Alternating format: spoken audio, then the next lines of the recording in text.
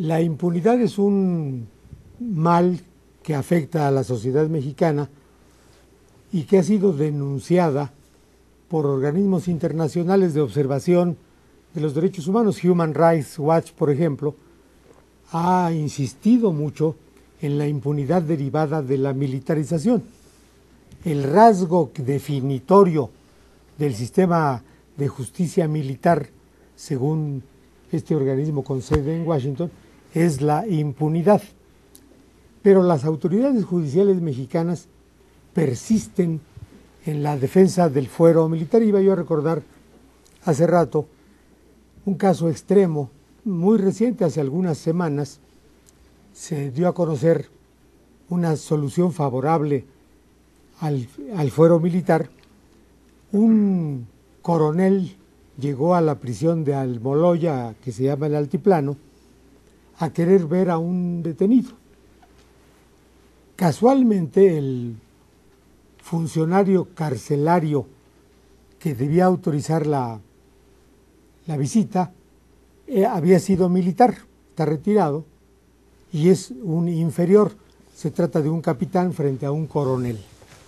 Ya no es miembro del ejército el capitán, es un miembro del servicio penitenciario. Y en cumplimiento del ordenamiento carcelario, le impide al coronel entrar a ver a un preso o recibir al preso o conversar con él. El coronel pretende hacer valer su rango sobre el capitán. El capitán le dice, aquí no vale eso. Bueno, el capitán fue condenado y la corte avaló ese criterio de que se trató de un asunto de indisciplina militar. Mira. Y por lo tanto quedó dentro del ámbito del fuero militar, a despecho, como lo recordaba John, de una sentencia explícita de la Corte Interamericana, porque el sistema judicial mexicano sigue siendo renuente, el gobierno en general, pero particularmente el sistema mexicano sigue siendo reticente a acatar decisiones de tribunales internacionales que nos obligan como parte que somos de la comunidad internacional. No estamos, la soberanía no nos escuda para el cumplimiento de normas a propósito de derechos humanos. Yo creo que esa actitud del gobierno tiene que ver con el papel que le ha hecho jugar al ejército en los últimos años. En la medida en que ha basado en el ejército y su labor policíaca prohibida por la Constitución, el ataque al crimen organizado, la defensa del fuero militar se ha hecho mucho más insistente. Y no solo la prevalencia de él, del fuero militar, sino el llevarlo a extremos como el que acabas de relatar y a que otro más que se han referido aquí ahora ustedes en esta mesa. Llevarlo hasta más allá. ¿Por qué? Pues porque la sociedad mexicana, el país, está militarizado. Y la tendencia también a la violación a derechos humanos se ha multiplicado. La Comisión Nacional de Derechos Humanos es de la institución de la que más ha recibido reportes pidiendo investigar violaciones de instituciones del gobierno en los últimos 4 años. Y solo se han investigado 22 de más de 1.200 acusaciones, como parte también de esta búsqueda de que la prevalencia del fuero militar y sus excesos formen parte de la propia militarización del país. El gobierno se siente obligado, ante la tendencia a las acusaciones, de defender aún más al que es su apoyo fundamental en todos los órdenes, Miguel Ángel. Esto tenía que ver también con un par de cuestiones legislativas. Por un lado, la Ley de Seguridad Nacional, que ya hemos conversado aquí, pero que esta semana que entra ya arrancan una serie de debates públicos en la Cámara de Diputados sobre este tema, que es una conquista de algunos diputados en la Cámara para abrir esta discusión, pero que tiene que ver con una exigencia del Movimiento para la Paz. Así es, claro, esto es una participación social muy activa, ha obligado a los diputados a abrirlo, algo similar a lo que ocurrió con la reforma de Pemex hace unos años, ¿no? Un intento al vaso y una respuesta social, y dentro y fuera de la Cámara de Diputados, el Senado en esta ocasión, en la Cámara en esta ocasión para debatir estos temas. Y el otro tema es la reforma constitucional de derechos humanos, ¿no? Que ya está aprobada por la mayoría de los congresos desde el jueves, y falta que nada más su publicación. Y ya esto tendría que aumentar, ahora sí, la presión y la obligación del Estado mexicano de cumplir con estas sentencias de la Corte Interamericana, porque una de las cosas centrales de esta reforma es hacer obligatoria, ¿no?, dentro de los criterios jurisprudenciales de la interpretación de la Corte, los tratados internacionales, ¿no? E incluso antes había ya una reforma a la ley de amparo que también permite el amparo en contra, utilizando en base a los tratados internacionales. Entonces México se va internacionalizando en esta materia jurídica de derechos humanos, y mientras en la práctica pues vamos atrasándonos. Entonces, pero hay el riesgo, ¿no?, hay el riesgo de que demos marcha atrás también en el acatamiento a la legislación internacional. Con motivo de la demora en la aprobación de la reforma constitucional en derechos humanos, se reunieron la semana antepasada en Veracruz, en Boca del Río, legisladores de los estados, y se comprometieron a aprobar la reforma constitucional en derechos humanos, y lo cumplieron. Varios días después estaba ya dada la mayoría necesaria, pero apuntaron allí, asomó allí un criterio aldeano que acepta uno de los argumentos de los grupos de extrema derecha contrarios a la reforma constitucional en derechos humanos. El alegato consiste en que los tratados internacionales recortan la soberanía mexicana, lo cual es cierto. La soberanía de los estados ha venido achicándose en función de la jurisdicción internacional.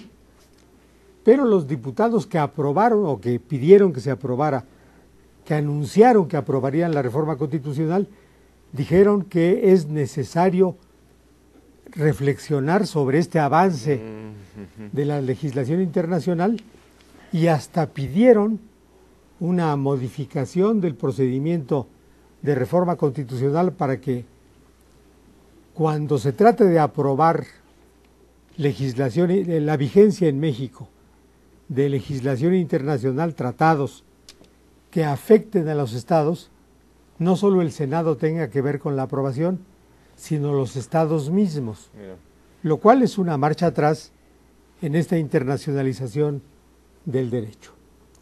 Pero hay otros asuntos también internacionales que reclaman nuestra atención, particularmente el del maltrato a los migrantes mexicanos. No es sano ocultarlo, no es motivo de orgullo proclamarlo tampoco, pero es motivo de vergüenza. Somos particularmente agresivos como sociedad, aunque hay muestras en sentido contrario de la propia sociedad, contra los migrantes. Hace rato que yo no veía una fotografía tan dramática como la de la radiografía del camión, donde se ven esta suerte de fantasmas vivientes, ¿no?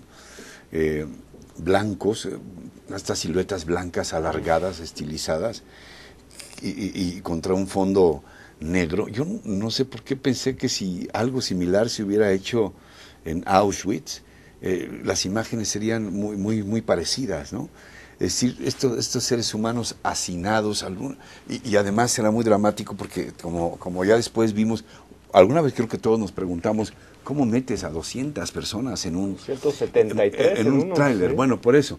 Más de 200 en cada caso, 200, hasta sumar 513. Pero yo me preguntaba alguna vez, ¿cómo van adentro? ¿O van sentados o se van cayendo? Bueno, ahora descubro que es una red de mecates allí, y van, por eso se ven con las manos hacia arriba, van ahí sujetándose, sobre todo los que van en medio del camión, en estas condiciones de infamia, ¿no? Terribles en que son trasladados. La fotografía es brutal, es muy impactante, pero yo no sé si más o menos que la forma tan burocrática, tan negligente en que sigue tratando el gobierno este problema, como si no fuera un problema brutal, terrible, de abuso contra los derechos humanos más elementales de los migrantes, ¿no? Estamos ahí viendo si hay elementos para determinar responsabilidades delegaciones del Instituto Nacional de Migración, etcétera. Cuando esto es muy sabido, llevamos años, muchísimas instituciones hablando de que son precisamente los agentes del Instituto Nacional de Migración los que están coludidos con las redes de traficantes de personas, que no solamente son capaces de extorsionarlos, sino también de matarlos y meterlos, aventarlos a las fosas clandestinas. ¿Qué pasó con la señora Cecilia Romero? Pues de premio ahora es una señora, una importante dirigente del PAN, la número 2. Durante mucho tiempo se le dijo que había evidencias de esta colusión de los agentes en la trata de migrantes y no se ha hecho absolutamente nada. Yo no veo que ahí la situación vaya a cambiar. Lo que sí podemos ver es que cada vez siguen brotando más cuerpos de la tierra, ¿no? La persona que sustituyó a Cecilia Romero en la dirigencia del Instituto Nacional de Migración dice que hay una depuración y una limpia del Instituto Nacional de Migración, y él y el secretario de Gobernación, Blake, utilizan una frase para subrayar la limpieza en sí del instituto, que no es un refugio de criminales, y que representa que vaya a tener que expulsar o suspender en sus funciones a más de 500 agentes del Instituto Nacional de Migración. No es refugio de criminales que 500 agentes del instituto estén por lo menos bajo sospecha, algunos de ellos cerca de 50, incluso según las propias declaraciones del director del instituto, bajo proceso penal. Pero por cierto, no nos han dado pormenores de nada de lo que realmente están haciendo. Estos que yo digo ahora son datos generales que han manejado de esa manera general las autoridades del instituto.